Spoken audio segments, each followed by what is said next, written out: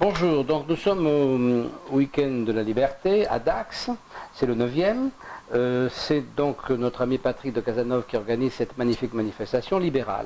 Alors je reçois monsieur donc Yorick de Montbine.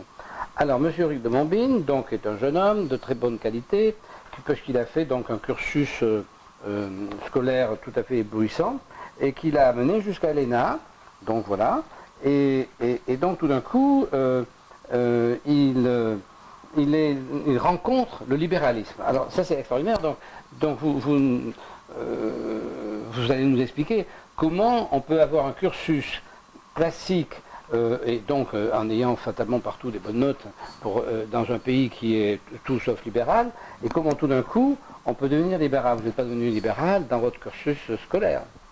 Non, j'ai découvert ce courant d'idées après mes études. Et oui, voilà. Et pendant mes études, j'avais un bon ami qui était libéral et je passais mon temps à me moquer de lui en lui disant que c'était un vilain ultra-libéral, irréaliste, utopiste, déconnecté de la réalité. Et ensuite, j'ai découvert les grands auteurs du libéralisme qui ne sont pas enseignés en France. Je les ai découverts par hasard et j'ai compris qu'en fait, les choses étaient plus compliquées que ce qu'on essaie de nous faire croire. Oui, donc quand même, on est quelque part, même au plus haut niveau, parce que, excusez-moi, mais vu votre cursus, vous n'êtes pas n'importe qui, même au plus haut niveau, on est quand même embrigadé. En fait, c'est ça, en clair. Et donc, on est embrigadé, donc, au bénéfice d'un système qui, pour une raison que pour l'instant on ignore un peu, ou peut-être vous allez pouvoir nous expliquer, qui, donc, déteste le libéralisme. Alors, de quoi est accusé le libéralisme? D'être excessif. Tout le monde critique les excès du libéralisme et les excès du marché. Tout le monde dit aussi qu'il est trop utopiste, c'est-à-dire que ça fonctionne en théorie, mais dans les faits, ça ne fonctionne pas si bien, donc il faut que l'État intervienne. Il faut que l'État encadre, régule, gère, subventionne, prélève, sinon le marché lui-même ne fonctionne pas bien. Et en fait, ça c'est une vision extrêmement simpliste des choses. La réalité, c'est que ces interventions publiques créent beaucoup d'effets pervers qui sont rarement identifiés, rarement analysés. Et donc le devoir d'un économiste et en particulier d'un libéral, c'est de mettre en valeur ces inconvénients. C'est aussi de rappeler des principes philosophiques, ce que c'est que la liberté, la propriété et la responsabilité. Alors, je vais vous parler moi de choses qui ne sont pas théoriques, parce que ce n'est pas ma spécialité, mais à mon âge, je peux vous parler de choses qui sont pratiques. Alors, moi, j'ai connu, je me suis installé en 1965, donc j'ai connu une époque qui était absolument, relativement libre. Là-dessus est arrivé un homme qui avait une certaine rigidité, parce que cette époque libre, elle n'a pas donné les résultats escomptés, parce qu'elle était en berlificoté dans les guerres de décolonisation. Donc, on vraiment posé un problème de société très lourd. Vous n'avez pas connu ça, mais c'était vraiment un vrai problème grave, hein. Et donc, on a fait appel à un homme qui n'était pas fatalement complètement libéral, qui avait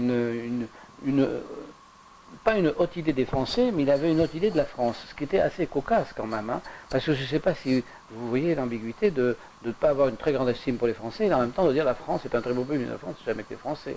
Et donc, je pense que c'est à partir de là que s'est installé les plans, enfin toutes ces choses, et qui finissent comme on le sait aujourd'hui. Donc, alors, le libéralisme avait été peut-être mal compris au départ. Alors, il y a une souffrance de ne plus avoir le libéralisme. Enfin, vous sentez cette souffrance qui est magnifique, parce que vous êtes quand même tout jeune, et donc cette souffrance, c'est une vraie souffrance. Il y a une vraie souffrance de l'intervention de l'État. Et vous la ressentez, alors que vous n'avez pas été formé ni éduqué pour ça, vous ressentez cette souffrance. Et vous pensez, est-ce qu'on a une vision d'un libéralisme qui aurait vraiment réussi? Est-ce qu'on peut dire, par exemple, les États-Unis sont un pays libéral qui a réussi, ou est l'Angleterre, ou je ne sais pas, est-ce qu'il y a un pays quelque part qu'on peut prendre comme modèle, ou l'Allemagne? Alors, un des jeux favoris des antilibéraux, c'est de dire, ah, mais regardez, vous êtes incapable de trouver un pays libéral dans le monde où les choses fonctionnent bien, vous êtes des utopistes. En réalité, même les États-Unis ne sont pas si libéraux que ça, ils interviennent, donc c'est bien l'intervention. Il faut que l'État intervienne. En fait, le sujet n'est pas là. Le sujet, c'est de regarder les choses de manière dynamique. C'est-à-dire, si on augmente les réglementations, les prélèvements fiscaux, est-ce que les choses s'améliorent ou est-ce qu'elles se dégradent? Et à contrario, quand on privatise, qu'on dérégule, qu'on déréglemente, est-ce que les choses s'améliorent ou est-ce qu'elles se détériorent? Je prends un exemple concret. En Asie du Sud-Est, il y a 50 ans, il y avait des famines. Les gens mouraient. Aujourd'hui, il y a certains pays d'Asie du Sud-Est où les gens sont plus riches qu'en Occident. La richesse par habitant a augmenté de manière fulgurante. C'est pas grâce à l'intervention de l'État, c'est grâce à la libéralisation, au respect de la propriété privée, au respect des contrats, au commerce international, à l'échange libre. C'est comme ça qu'on analyse, qu'il faut analyser les choses. Il n'y a pas de société idéale parfaite qui existe sur Terre. Il y a simplement des sociétés qui se sont libéralisées et qui ont connu les plus grands progrès enregistrés dans l'histoire de l'humanité. Alors, est-ce que vous n'avez pas l'impression, j'en ai déjà parlé avec un des invités, est-ce que vous ne partagez pas cette idée qu'en fait, nous avons mal pris le virage de l'industrialisation parce que le hasard de l'histoire, notamment le fait que la population ait été régicide, le hasard de l'histoire a fait que les rapports entre ceux qui ont le pouvoir et ceux qui ne l'ont pas sont restés statiques du type féodalité qu'a essayé de remettre en place carrément Napoléon, alors qu'en fait on aurait dû avoir des rapports beaucoup plus égaux parce qu'entre les salariés d'une entreprise et le patron, il y a raisonnablement, il devrait y avoir constamment une discussion. Et au-delà de ça, parce que c'est nous qui avons inventé le communisme. Parce que non, cette intervention de l'État, c'est nous-mêmes occidentaux qui l'avons. En même temps qu'on a inventé l'industrie, en même temps qu'on a inventé toutes ces choses, on a laissé la coercition de l'État, la puissance de l'État, la force pour l'État. Non, ça vient pas de notre culture, c'est pas lié à notre culture. Le fait qu'on ait gardé ça. En France, on a une particularité, c'est que on croit beaucoup à l'État-nation. On croit beaucoup que l'État doit être garant de l'émergence et de la consolidation de la nation. La nation, c'est une entité naturelle dans l'humanité. Il est normal que les gens se rassemblent par affinité, par langage commun, par culture commune, et les nationalités sont un phénomène naturel et légitime. Ce qui est en fait vraiment contestable, c'est quand l'État prétend organiser la nation, la conduire, la piloter, et c'est comme ça qu'on arrive à l'État-nation. Et la France est une incarnation typique de cette notion d'État-nation. Et on croit toujours que c'est légitime que l'État fasse ça, mais c'est très contestable. Et au passage, c'est quand même une des explications des guerres mondiales du XXe siècle. Les guerres mondiales, ce sont des affrontements entre États-nations. À partir du moment où l'État... autrefois, les États se faisaient des guerres, mais ça n'engendrait pas ça ne donnait pas des dimensions apocalyptiques comme les guerres mondiales. Parce que c'était des entités limitées qui se faisaient la guerre. Quand les États-nations se font la guerre, on estime que tous les moyens doivent être engagés dans la guerre. Tous les moyens, parce que ce ne sont plus seulement des États, mais c'est aussi les nations qui se font la guerre. Donc il n'y a plus de limite pour anéantir l'ennemi. Il faut engager toutes les ressources de la population. Donc c'est absolument dramatique. Oui, alors donc dans votre idée de libéralisme, économique. Donc, vous dites que l'État doit être moins présent. Alors, la question c'est, est-ce que, puisque c'est de la France que nous parlons, est-ce que les Français sont, qui vivent dans une société démocratique, qui vont voter, etc., est-ce qu'ils sont aptes à entendre est-ce qu'ils sont aptes à entendre ou est-ce qu'ils sont tous profiteurs? Est-ce qu'ils ont quelque part tous un petit bout de profit à avoir ou est-ce qu'ils sont aptes à entendre et que donc ils comprennent ce que vous dites? Est-ce que vous avez l'impression qu'ils comprennent ce que vous dites, mais que mercantilement, ils auraient un intérêt à pas le faire, mais qu'en réalité, ils le comprendraient? Parce que s'ils le comprennent et qu'ils ne le font pas, on peut espérer qu'à un moment donné, ils vont le faire parce qu'ils vont finir par comprendre que l'intérêt personnel, à un moment donné, il faut quand même penser au groupe. Mais s'ils ne le comprennent pas, ça va être plus compliqué parce que c'est eux qui commandent quand même. Je pense que chacun intuitivement voit bien les avantages de la liberté en termes d'augmentation de la richesse, du niveau de vie. On a compris que le communisme ne fonctionnait pas, et voilà. En revanche, c'est vrai que chacun a intérêt à ce que l'État l'aide, d'une manière ou d'une autre. Chacun en tant qu'individu, ou en tant qu'entreprise, ou en tant que secteur économique, chacun a intérêt à recevoir des subventions, des réglementations qui l'avantagent ou qui limitent l'émergence de concurrents. Chacun a intérêt à ce qu'on diminue ses impôts, lui, et pas ceux des autres. Chacun a intérêt à avoir sa petite niche fiscale. Chacun a intérêt à ce qu'un politicien lui promette des avantages et des privilèges. Et les médias, le domaine culturel, le système éducatif ont un intérêt à diffuser des théories qui vont justifier ces interventions étatiques. Notamment parce que ces trois domaines, médias, culture, éducation, sont largement aux mains de la puissance publique. Il y a plein d'acteurs privés dans ces trois domaines, mais ils sont surréglementés, encadrés, financés. Même les médias, la presse est sursubventionnée en France, ce qui est vraiment une anomalie risible. Et donc il y a là un problème de diffusion des idées. Il y a une tendance à diffuser des idées étatistes et une tendance à diaboliser les idées libérales, voire à les occulter, ou à dire que telle idée est typiquement libérale, alors qu'en fait c'est juste un des courants du libéralisme et qu'il y a d'autres idées libérales très différentes. Alors, donc nous sommes convaincus du fait que vous êtes intégralement, intellectuellement et d'une manière raisonnée un libéral.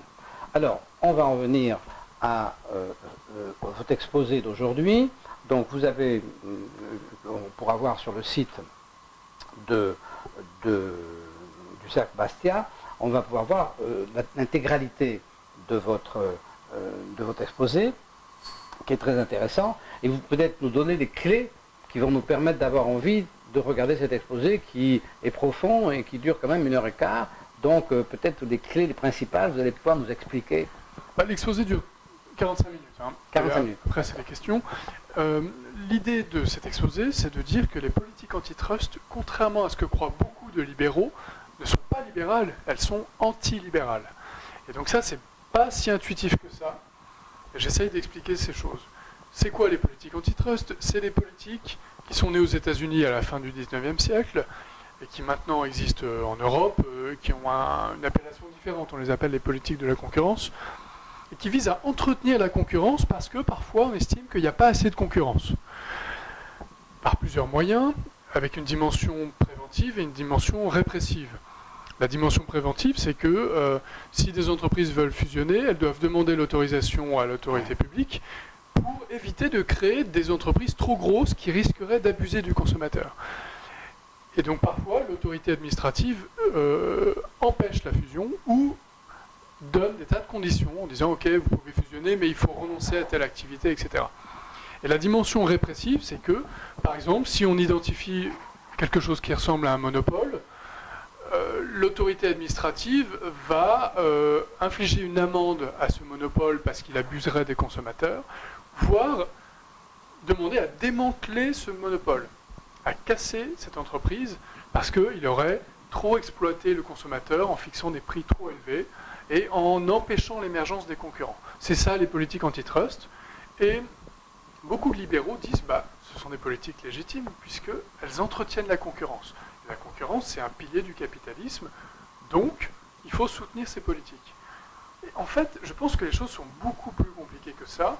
Ce que j'essaie de démontrer dans cette conférence, c'est que les justifications théoriques de ces politiques sont très faibles et que ces politiques aboutissent à des situations aberrantes qui nuisent aux consommateurs, qui nuisent aux entrepreneurs, qui font l'objet d'instrumentalisation politique et qui, indirectement, aboutissent à justifier l'extension sans limite de la sphère étatique.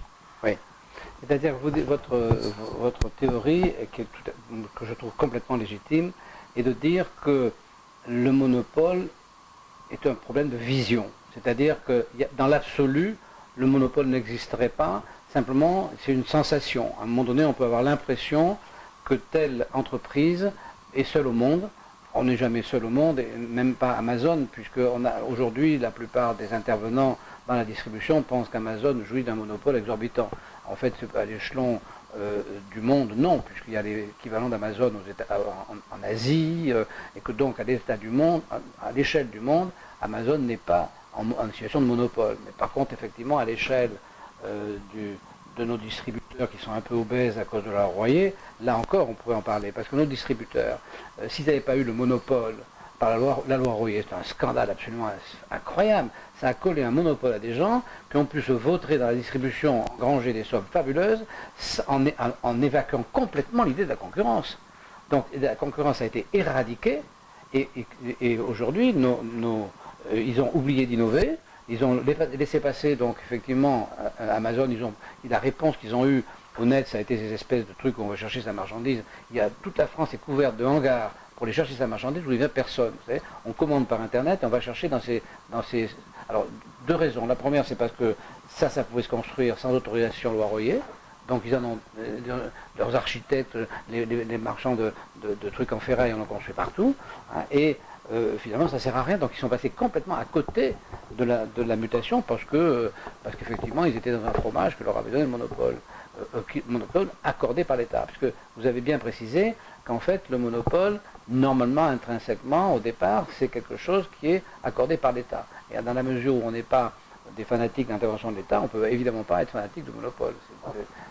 Alors je parle de monopole, mais pas seulement de monopole, parce que ce sujet de l'antitrust dépasse le monopole. Il concerne aussi les cartels, les ententes, le dumping et toutes ces pratiques qu'on qualifie d'anticoncurrentielles. Par ailleurs, je parle aussi des GAFA, puisque l'émergence des géants du numérique, les GAFA et les BATX, crée une situation nouvelle. Il y a des nouvelles technologies, et donc il y a beaucoup de gens qui pensent que ça justifie encore plus les politiques antitrust parce que ces GAFA prennent trop de pouvoir. Et j'essaie de réfuter cette idée. Pour revenir sur le monopole, effectivement, à l'origine, la notion de monopole, elle est très stricte. Elle concerne les entreprises qui reçoivent un privilège exclusif par la couronne royale britannique. C'était ça un monopole historiquement. Par la suite, cette notion a été étendue et dans le langage courant aujourd'hui, elle désigne toute entité qui est le seul producteur d'un bien et service sur un marché donné. D'accord. Le problème, c'est que, en fait, c'est quelque chose qui est très vague. Tout dépend de comment on définit ce marché d'un point de vue géographique et puis du point de vue des contours du bien ou du service. Et donc, selon la manière dont on définit ce marché, eh bien, de manière arbitraire, on peut dire que n'importe quelle entreprise ou n'importe quel entrepreneur est monopoleur sur ce marché donné, avec donc une suspicion d'abus de position dominante. Ça veut dire que potentiellement n'importe quel entrepreneur, n'importe quelle entreprise peut devenir suspect. Que ce soit un producteur unique ou un groupe d'entreprises qui se mettent d'accord entre elles. Le problème, c'est que il est très difficile de définir ce que serait une position abusive. Il faudrait la comparer avec ce que serait un prix vraiment concurrentiel. Et on n'a pas d'outils rigoureux, scientifiques, pour définir ce que serait un prix concurrentiel. On n'a pas, globalement, l'économie, c'est d'abord un acte créatif. Et il n'y a jamais, après il y a la gestion qui est une deuxième partie de l'économie, mais au départ il y a un acte créatif. Et il n'y a pas d'outils pour juger de la création. Il n'y a pas plus en économie qu'en poésie, qu'en architecture. La création, elle est la création, et ensuite elle passe à l'usage, et elle est retenue ou non par l'histoire de l'usage en fonction de l'activité. Mais l'économie est exactement comme ça. C'est pour ça que je trouve intéressant, notamment ici, au Week-end de Liberté, c'est qu'on a des économistes qui sont plutôt d'obédience philosophique. Et puisqu'il y a des mathématiciens qui se veulent économistes, et il y a des philosophes qui sont économistes. Et moi je pense que le philosophe est mieux adapté à réfléchir à l'économie parce que il participe de l'analyse du créatif et il est dans cette espèce de mouvance de l'esprit, pendant que le mathématicien est plutôt dans la gestion. Et quand l'économie est dans la gestion, à mon avis, elle est déjà un peu sur la fin, c'est pas la partie la plus intéressante.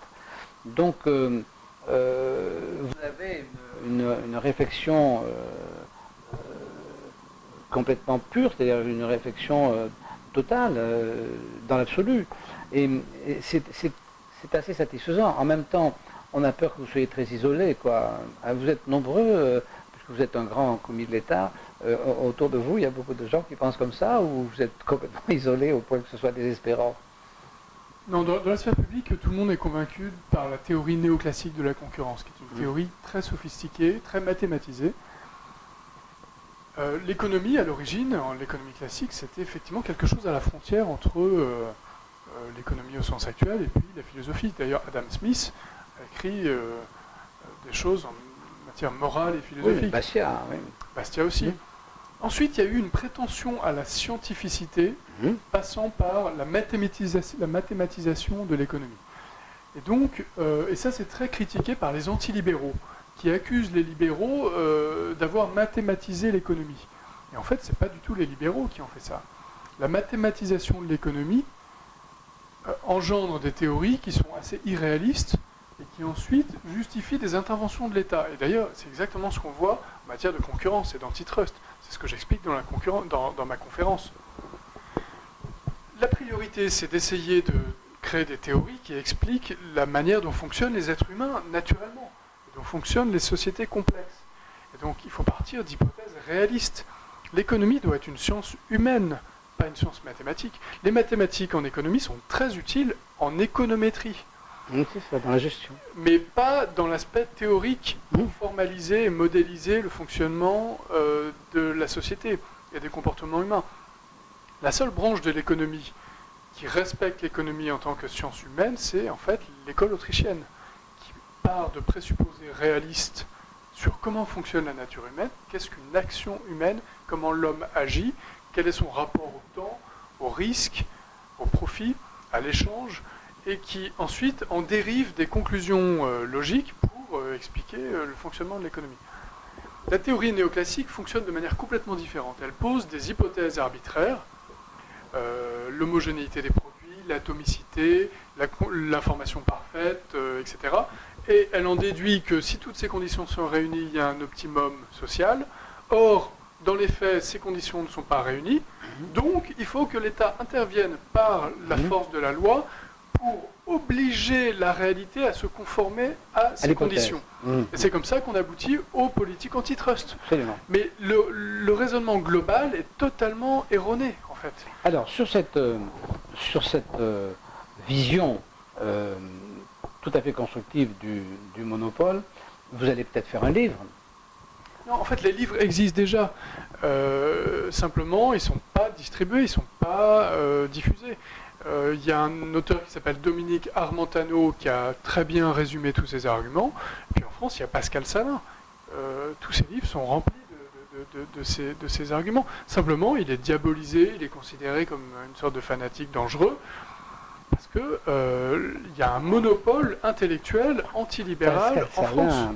Pascal Salin est un homme absolument adorable, que j'ai reçu, qui est d'une rare ouverture d'esprit, qui est vraiment quelqu'un de tout à fait passionnant. Mais comme moi, il fait partie de l'ancien monde. Vous êtes partie du nouveau monde. Donc si vous faites...